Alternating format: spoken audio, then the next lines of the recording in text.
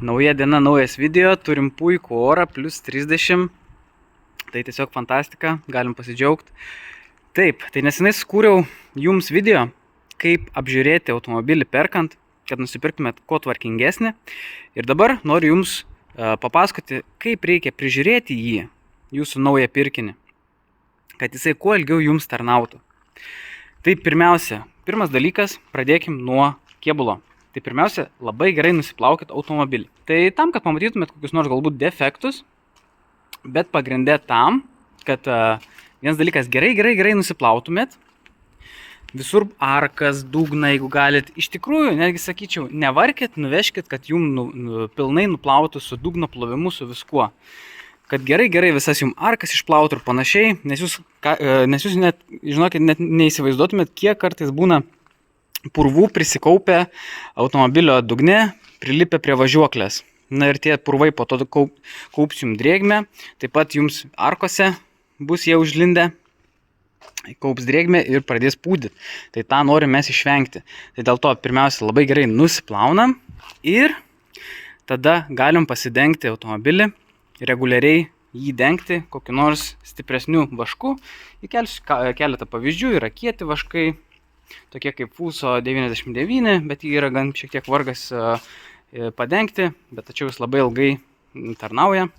Arba dabar yra visokios naujos technologijos purškiami, kurie irgi gan ilgai laiko. Tai padės jums, aišku, tie vaškai neapsaugos nuo įbrėžimo ir panašiai, bet užtat automobilis bus lengviau plaunamas, visokie vabaliukai važiuojant autostradom, kur prilimpa, bus lengviau nusivalyti ir panašiai. Su kai kuriais galima netgi ir stiklus, apart priekinio. Priekiniam reikėtų naudoti nematomus valytuvus, na tai jau kokius rasit, tokius pasidenkit. Tai va, tai tiek apie kėbulą. Kalbant apie stiklą, vienas dalykas, kurį rekomenduočiau nuolatos daryti, ypač vasarą, tai vežioti su savim skudurėlį ir visada prieš važiuojant su automobiliu nusivalyti visus tuos smėlius, žvyrus, užstrigusius už valytuvo. Nes jūs po to valote, nes jūs jeigu ir papurškė, tai pirmiausia papurškė ir vieną kartą sausai jisai pravažiuoja ir tada jis jau valo drėgnai. Bet jau bet kokiu atveju žala padaryta ir tai po truputį subraižysite stiklą. Kitas dalykas, nenaudokite tų pigių plastikinių sniego gramdiklių. Nusipirkite, būna netgi tokie gumos pagrindų tokie, ar bent jau plastikinį, bet brangesnį, jie mažiau vis tiek braižės. Nes kartais taip žmonės su tais pigiais subraižo tą stiklą, kad, nežinau, aš toks žmogus, kad man patinka, pavyzdžiui, kad stiklas būtų gražus. Jau geriau būtų mašina va tokia sena, bet stiklas būtų gražus.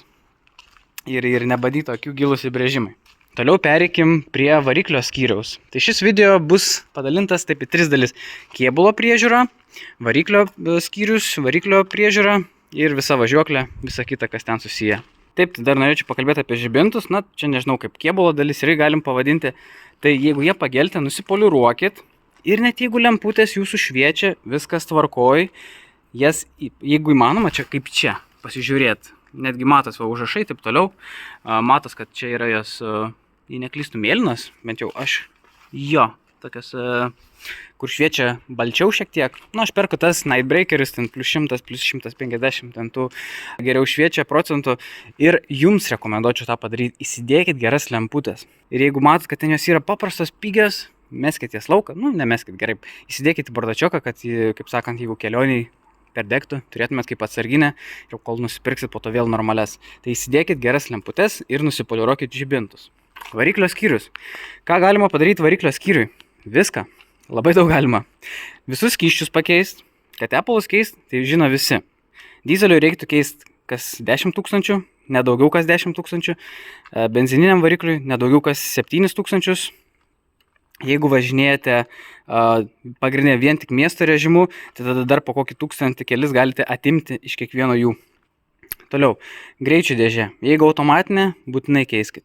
Čia net kalbų nėra, pasikeiskit, būsit ramus, žinosit, kad dabar yra geras tepalas, švarus ir kad ten ne kažkokia ten atrabotkė, kur jau vėl nežino keista, nekeista, dažniausiai būna nekeista. Mechaniniam dėžėm irgi verta pasikeisti. Bet, aišku, važiuoja, skirtumą greičiausiai nepajusit, bet jeigu didelė rida, iš tikrųjų, tarkim, pas mane yra virš 300 ir aš pasikeitęs, tikrai pajutau skirtumą, pasikeitęs tą tepalą ir ten buvo gal litras, pusantro, tai ta prasme Nu ir tikrai nėra sunku pasikeisti pačiam, nu jeigu ir kažkur nuvežti, tai tikrai irgi kosmoso nekainuos. Tai net ir mechaniniai dėžiai pasikeiskit. Toliau, kokie dar yra skysčiai? Nu, išvardinkit man, kokie dar būna. Turim tepalą, jo, tada greičio dėžės, kokių čia dar matom, ne? Kur čia dar korką pilt? Taip, tai turim antifrizą, o žiūrėkit, ir čia korka, vadinasi, čia dar kažkoks, žiūrėkit, ir čia dar kažkoks, ir dar ten kažkoks. Tai žiūrėkit, visai nemažai turim, va, turim 5 kamštukus, tai yra 5 plus dar vienas dėžės, kur nesimato. Taip, tai čia yra stabdžių skystis. Stabdžių skysčių būna netgi tokie, nu, tokie testeriukai, kur paspaudi įkiši ir parodo drėgmės kiekį skystyje. Nes stabdžių skystis iš savęs jisai kaupia drėgmę. Ir jis, jeigu labai yra senas, jo tada užvirimo temperatūra mažėja. Plus, jeigu tas skystis jau toks labai jau yra, kaip sakant, didelis kiekis vandens jame yra, taip pat gali pradėti jums rūdyti suportai iš vidaus, stabdžių vamsdeliai, suprantat. Tai yra labai blogai, kai yra prastas senas skystis. Tai jį reiktų irgi profilaktiškai pasikeisti. Tai sakau, arba nusipirkite tą testeriuką, nu arba galite tiesiog vizualiai, o jeigu jau ten toks rudas kažkoks, neaiškus, tamsus, tai keiskit ir net nesukit galvos. Tikrai irgi ne kosmosą kainuos ir apsaugosit savo stabdžių sistemą, kad jums ilgai tarnautų. Taip, toliau. Čia yra antifrizas. Aš dabar netidarinėsiu, nes aš jaučiu, kad čia labai yra karšta. Taip, tai čia yra išsiplėtimo bakelis. Jį tai be problemų galima atidaryti, čia jame slėga nėra, čia jį tiesiog nubėga perteklius. Taip, tai antifrizai, kaip žinot, būna tam tikros ryškios spalvos, mėlyni, žali, geltoni netgi, tokie violetiniai. Ir palei mašiną, koks yra skirtas, toks jis turi būti. Į tą pasidomėkit ir susipilkit. Jeigu jis ta prasme yra rudas, tai būtinai pasikeiskit. Jį reikia keisti kas, dabar nenoriu meluoti, kas 4 metus ir kas kažkiek tūkstančių kilometrų profilaktiškai. Aišku, būna žmonės ir 10 metų pravažiuoja su juo. Vienas dalykas, jis praranda savo savybės, tai žiemą jums gali užšalti, tai jūs to nenorėtumėte tikrai. Kitas dalykas, jeigu ten yra supiltas vanduo, gali pradėti jums rūdyti viduje esantis komponentai, kaip pavyzdžiui vandens pompa ar tas pats blokas ir po to jums ten vaikščios ir gal net užsikimš nuo tų rūdžių, tai tikrai nėra gerai. Arba jeigu yra supiltas netinkamas, būna nuo netinkamo pradeda ėsti gumas ir visos gumos po to pradeda leist, vandens pompos tarpinė gali pradėti leist, turėsi daug reikalų. Tai tiesiog dėl šventos ramybės, jeigu jau yra tinkamas ir labai gražios spalvos, tai tebūnie palikit, bet dažniausiai irgi kaip ir dėžės tepalus nieks tiesiog jų nekeičia, ta prasme jį nekaista, tai kam keist. Bet čia prevencija yra geriausia. Taip, tai pasikeiskit antifrizą. Toliau, turime stiprintuvo skystį, ten palaidota, aš rankos nekišiu, labai dabar ten karšta. Tai stiprintuvo skystį irgi žmonės pamiršta keist. Kokia bėda yra su stiprintuvo skysčiu? Kad ten yra labai aukštas slėgis ir kuomet dirba tas stiprintuvas, skystis vaikšto po visą kolonėlę ir kaip ir sakiau, slėgis yra didžiulis ir jeigu menkiausių šiukšlyčių ten yra tame skystyje, arba tiesiog tas skystis yra praradęs savo savybės, jums tiesiog suės jūsų vairo kolonėlę ir tai nebus pigus remontas, o jums tai reikia pasikeisti tiesiog skystį. O tas skystį yra labai lengva pakeisti.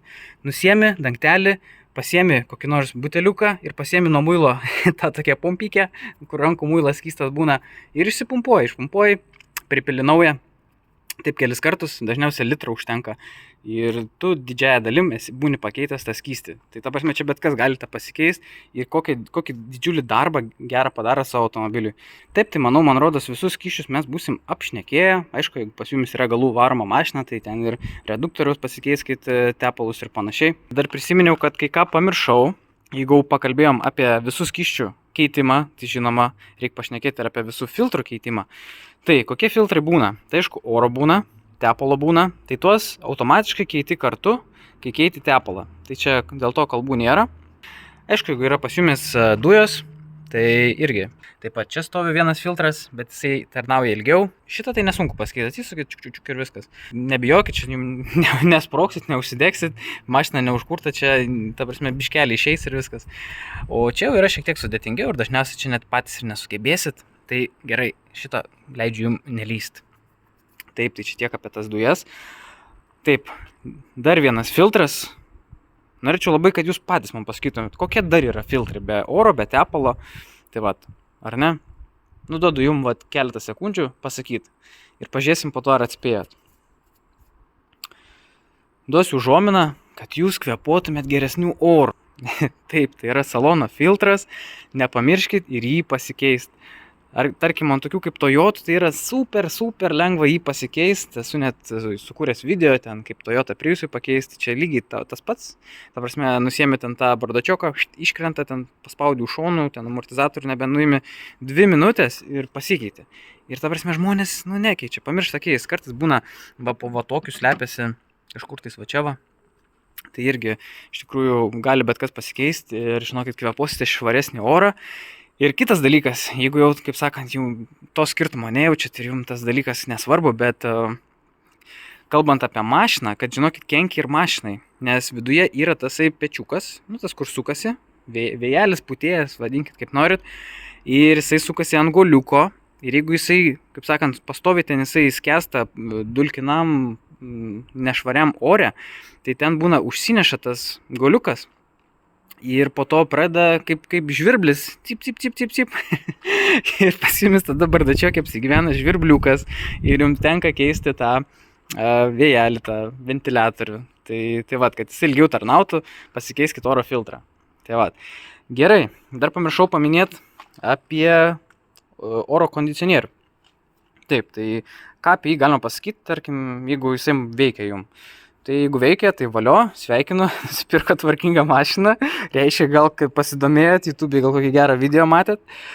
Taip, bet vis tiek yra profilaktiškai verta pasitikrinti. Nuvažiuoti pas tokius rimtesnius, geriausia važiuokit ne tos, kur ten stovi, kaip sakant, ten prie bet kur stovi, ten tiesiog vasarą, kai būna, kai grybai išlindę, bet važiuokit, kur specializuoja žmonės į to ir, ta prasme, kaip įmonės. Ir nuvažiuokit, kad jums, aišku, patikrintų sandarumą. Tą sandarumą ten 15 minučių palaukia, bet ne visada ten to 15 minučių užtenka, o valandą tikrai nesidėsit ten, nepiknikausit ir nelauksit, kol jums tikrai ten pamatysit, ar kad nukrito. Bet tiesiog paprašykit, kad jums papildytų. Kad tikrai įsitikinu, bet kad sistema būtų pilna. Nes sistemos įtelpa ten nuo 400, ieškau lipduko, žinokit, nerandu, čia kapotas keistas. Čia šita irgi dalis keistas, čia kažkur šiaip čia būna. Žodžiu, nuo 400 net ten vos ne iki kilogramo telpa freono. Ir tarkim, jeigu jums trūksta 50-100 gramų, kas nutinka, jog tas siurblys, kai yra mažiau freono, jis turi dažniau ir sunkiau dirbti. Ir plus jums netokį šaltą, kokį galėtų pučia salone.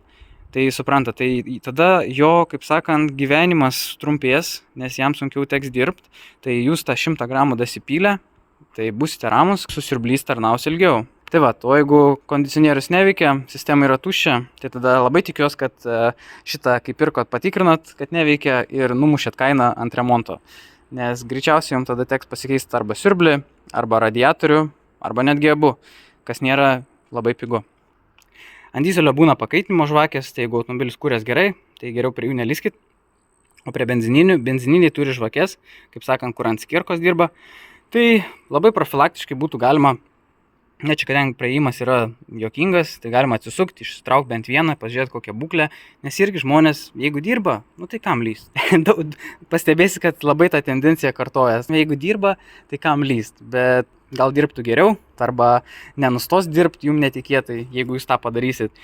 Čia yra labai visi, ką išvardinau, labai tokie pigus dalykai, nebrangus, ta prasme, ten litras kitas, kokios skyščio, jūsų pačio darbas, ar kažkur kažkam nuveš sumokėti 10, 20, 30 eurų, ten kokį.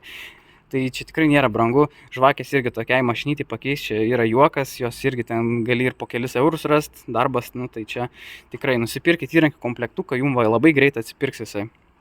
Tai ir galit pasikeisti žvakės, galit pasikeisti šitą dirželį, iš kur žinot, ar jis yra geras ar blogas, tai iš griovelių ant nugaros. Jeigu dar tie grioveliai yra ir nėra nugarėlė plokščia, tai vadinasi dar dirželis neblogas, bet aišku, kartais tai gali būti apgaulinga, reiktų įsižiūrėti į dirželio vidų.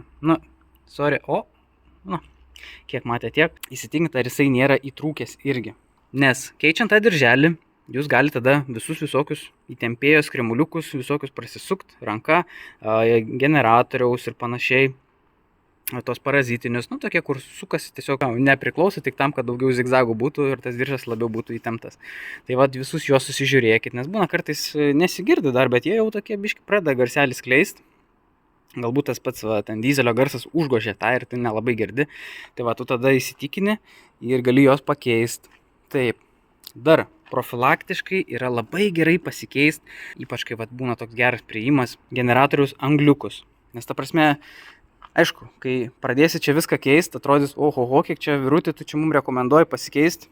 Nu taip, iš tikrųjų yra daug, bet jeigu nusipirkot seną mašiną, tai žinokit, kad ir atrodo, kad čia daug, bet įkišė ten kelis šimtus, bet užtat būsit ramus, kad jūsų netikėtai neužklups ir nepaves. Nes tikrai gali tiesiog paimti vieną dieną ir iš niekur nieko nustot kraut ir tai bus tik dėl to, kad pasibaigė angliukai. Jos pakeisti ten yra tikrai nesunku. Paprasčiausiai, jeigu jau vešite pasikeisti dirželį, tai paprašykit, kad jum šitą išimtų ir tą generatorių ir patikrintų tos angliukus, nors iš tikrųjų geriau pakeisti, nes jie nieko nekainuoja ir tas darbas tikrai ten irgi daug nekainuos. Lygiai tą patį galima padaryti su starteriu, jį išimti ir pakeisti jo angliukus. Tai va čia tokie prasti dalykai, kurie jumis apsaugos, duos tokią ramybę ateičiai. Aišku, jeigu labai gaila pinigų, tebūnie, pradžiai pasikeiskit, tokius pigius dalykus, tos skysčius, tą dirželį. Jeigu ten tikrai kažkas skleidžia garsus, ten tokius jau turi simptomus, tuos, nenorit, nekeiskit dar. Kai nuspręsit, kad jau tą mašiną užsitarnavo, tada ir pasikeiskit. Tai turbūt būtų tiek su variklio skyrium. Jeigu čia būtų dizelis, tai čia dar būtų galima dadėti visokiausių, ta prasme dar išsiplėsti daugiausia, pavyzdžiui, profilaktiškai išsivalyti EGR, ir panašiai.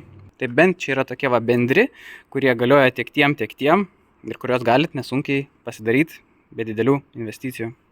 Taip, tai dabar uždarom kapotą ir perinam prie važiuoklės, ten irgi yra nemažai ką papasakoti. Tai ką darom toliau, tai nusiemam ratą, įvertinam bendrą būklę, ką galima būtų pakeisti, padaryti. Tai pažiūrėkit, ar pas jumis diskas neturi lūpos. Čia pas mane diskai yra keisti ne per seniausia, lūpos dar nėra. Kaip žinoti, kada diskai yra blogi? Matote, čia šone yra toks kaip kantelis, toks nupjauta briauna. Ir kaip ta briauna pasidaro plokščia, tada gamintojas nurodo, kad jau reikia keisti. Bet žmonės važiuoja iki kol netgi dar lūpą po apačią pasidaro. Ta prasme, dar gilin sulenda. Tai, taip nereikėtų daryti. Ta prasme, kaladėlės, viską ten tada tas cilindriukas išlenda labai daug ir tas cilindriukas gali jums pradėti tiesiog rūdyti. Nėra gerai. Jeigu jau yra ta tokia lūpa ir tų kaladėlių nedaug, tai suvažinėkit jas ir tada bendrai pasikeiskit. Tai būtų mano toks patarimas. Taip, tai ką toliau darom? Oi, žinokit, čia galima daryti labai daug. Tai aišku, dar įsivertinam amortizatoriaus būklę. Ar jie neleidžia, užkiškit pirštą, pačiupinėkit šitą štokelį, ar jisai sausas. Čia yra visiškai nauji, iš tikrųjų netgi dar kelių tūkstančių nenuvažiuota. Tai taip, tada įvertinkit, ar spiruoklė nėra surūdijus. Jeigu parūdijus, tai arba jeigu labai parūdijus, tai pasikeiskit. Nes kitaip, žinokit, didelė tikimybė, kad žiemą jum nulūžt gali ir jūs to tikrai nenorėtumėt. Nes būna tokių situacijų, kai taip nulūžta negražiai ir tada ratas nulūžta per vidurį kažkur, o net į galiukas. Jeigu būna galiukas, tai kiti važinėja net nesupranta, kad nulūžia. Bet jeigu per vidurį, tai po to tada jums ratas pradės liestis arba ant kitų mašinų būna tas tokia forma kaip avilio. Nulūžta apačia ir tada ta plačioji dalis išlenda iš amortizatoriaus už čia ir tada trina mašinos padangos kraštą. Paklauskit, iš kur žinau, ir turėjau slyvą, tai taip buvo net nutikę. Ir iš tikrųjų pavažiavau gal tik kelius šimtus metrų ir žinokit, paėdė ten daug. O padanga buvo nauja.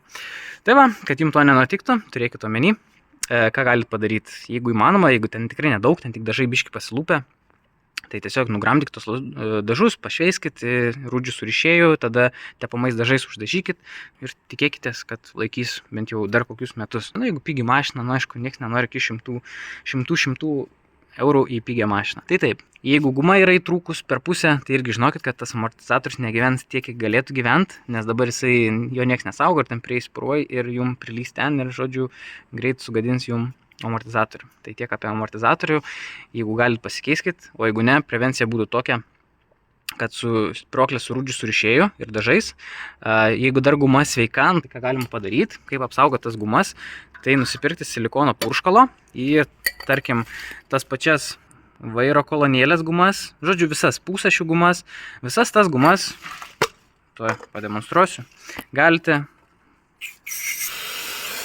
supurkšti ir tai gausis jum kaip kondicionierius su gumom. Paprasčiausiai, nuo senatvės ta guma tiesiog neatlaiko. Tai kad jinai tarnautų ilgiau, tokį kaip kondicionierių padarykit. Taip, ką dar galite padaryti? Tai, kad apsaugotų savo kėbulą, nusimkit posparnius ir labai dažnai ant senų mašinų tokia bėda būna, jog po tais posparniais prilenda purvų ir tada tas purvas ten kaupia drėgmę ir tada pradeda jum pūdyti sparną. Ir čia labai dažnas atvejis, kada tai būna. Ant kitų mašinų būna netgi ten per sprindį purvo, dabar tu galėtum ten auginti kažką, kaip vazonę kokiam. Tai būtinai, jeigu įmanoma, kiek įmanoma nusimkit, bent jau nusimkit keletą, kad atvieptumėt ir kaip nors išgramdytumėt tos purvus ir tada privarykit vaško. Kalbant apie vašką, tai galite ir į duris privaryti, ten būna pačios skylės, galite į jas įkišti ilgą ten tą, žodžiu, nusipirkit purškalą ir ten privarykit į apačias ir jeigu ten tos skylės užsikimšia, jas pravalykit irgi, nes tada pradės jums irgi pūti durų apačios. Taip, tai tokia prevencija. Biškyra. Tai va, tai irgi, kai valot su plovyklose, tai irgi gerai išplaukit. Atkreipkite dėmesį į stabdžių vamzdukus. Čia yra tik tais toks mažas gabaliukas to vamzduko. Įvertinkit jo būklę, ar dažai nėra atsilupę, ar nėra labai parūdyję, paburkusios jos. Jeigu yra, čiut dažai atsilupę, tai pašveiskit ir tada surūdžius surišėjai ir vėl tada teptuku užtepkit tas vamzdukus ir tikėkime, kad dar nepavėlavot. Jeigu pavėlavot, tai žinokit, nevažinėkit, tikrai jokios tolimas kelionės ir panašiai. Stabdžiai yra numeris vienas dalykas.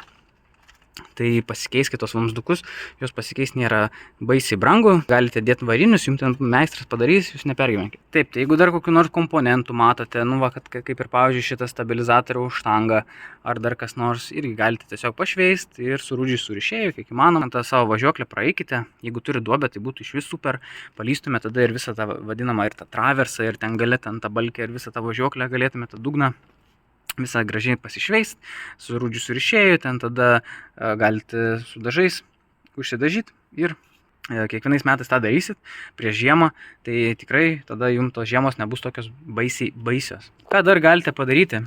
Tai kokia bėda būna, jog dažnai čia yra tos vadinamosios kreipiamosios, tokie čia specialūs varžtai, ant kurio tasai suportas, sunku pasakyti, čia daugiau aš drebu negu tas suportas, bet patikėkit, tas suportas čia jisai vaikšto ant to.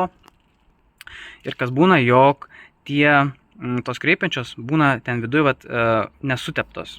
Ir nesuteptos, tada arba tos gumos dar būna įplyšę, ten gauna drėgmės ir tada užrūdyja. Ir gaunasi taip, kad jums ypač vidinė dalis, tai irgi vertinant šitą galite ir pasitikrinti. Net jeigu vežtumėt kažkur pas kokius meistrus, žinokit, net ir tie patingi arba ten belia kokį tepalų sutepa, ten turi būti specialus tepalas. Na čia keletą radau pavyzdžių. Tai turėtų vadintis Brake Grease. Tai čia specialus yra tepaliukas, kuris ten viduj tepasi. Tai išimtumėt, atsisukit. Jums nereikia čia būtinai nusimti viso to suporto. Galite, jeigu bijot, pridirbti taip, kad negrįžtamai ir liksit be stabdžių. Tai ką galite padaryti, tai tiesiog atsisukit tą vieną varžtą. Čia prilaikot, aišku, būna kitokių, kur tiesiog šešiakampis ten toksai sukasi. Tai čia prilaikot, čia atsisukat, tada jį šiek tiek į šoną, išsitraukėt tą kreipiančią ir jeigu reikia, sakau, ją nuvalot ir viduj visur pritepat, įdedat atgal, tada padarot tą patį su kita ir jūs, kaip sakant, jūs nebūsite jo išardęs, nieks čia neiškris, neišbėgs ir jums nereiks pergyventi, kaip čia dabar viską sudėti. Yra simboliškai šitų detalių ir galit galbūt pasimest. Tai tiesiog, tai bent jau tada tas kreipiančias patvarkykit ir būsit ramus, kad jums be reikalo nekaista diskai, nedyla kaladėlės kartu su diskais be reikalo. Tai tai būtų tiek. Tikiuosi, galva nesprogsta nuo per daug informacijos. Prisistabdykit, naudokit šitą video kaip užrašinę, kurią pastoviai galite atsiversti ir vėl paklausyti. Paieškokit mano kanale video, kurios darbus galima padaryti. Na ir labai tikiuosi, kad jūsų mašinytės tarnaus jums ilgai ir liksit patenkinti. Na tai ką, iki kito.